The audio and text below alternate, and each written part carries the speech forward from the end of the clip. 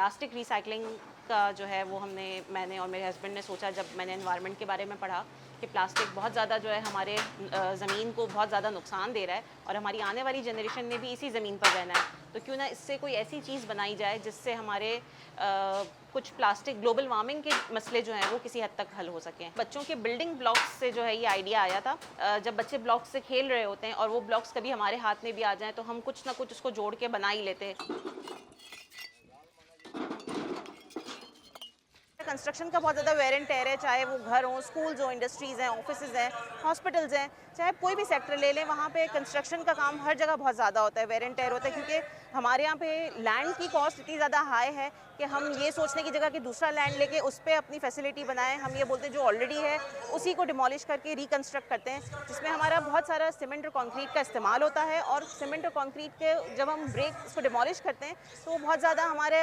Wastage भी बनता है, और जब हम नया सीमेंट और कंक्रीट लेते हैं उसकी वजह से हमारा कार्बन एमिशन भी बहुत ज़्यादा होता है। तकरीबन अगर आप कंक्रीट कंस्ट्रक्शन की बात करें तो उसमें 6 से 7 हज़ार रुपये पर स्क्वायर फीट है, लेकिन हमारा ब्लॉक इस वक्त 4 से 5 हज़ार रुपये पर स्क्वायर फीट पड़ता है, जिससे जो है वो मुझे लगता है कि हम लिविंग को जो है वो ईजी, चीप और पोर्टेबल बना सकते हैं।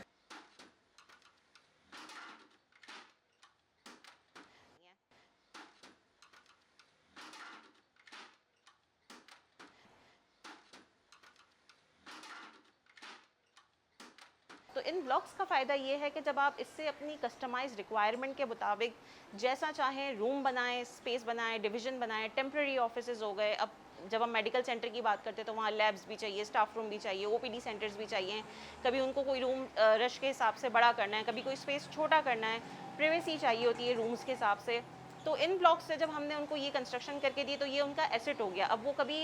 जाएंगे किसी दूसरे स्पेस में जाएंगे तो वो इन ब्लॉक्स को खोल कर लेकर जाएंगे अपने साथ, और वहाँ अपनी कस्टमाइज रिक्वायरमेंट के मुताबिक जो चाहेंगे वो बना सकेंगे। सारी चीज़ें रिक्वायरमेंट जो एक कंस्ट्रक्शन हाउस में हमें चाहिए होती हैं कंस्ट्रक्शन करते हुए कि यार इसमें गर्मी भी ना लगे, इससे टेम्परेचर रेजिस्टेंट भी हो, साउंड प्रूफ भी हो, वाटर प्रूफ भी हो, तो ये सारी इसकी जो प्रॉपर्टीज़ हैं ये टेस्टेड एंड सर्टिफाइड हैं। यूनिवर्सिटी के टॉप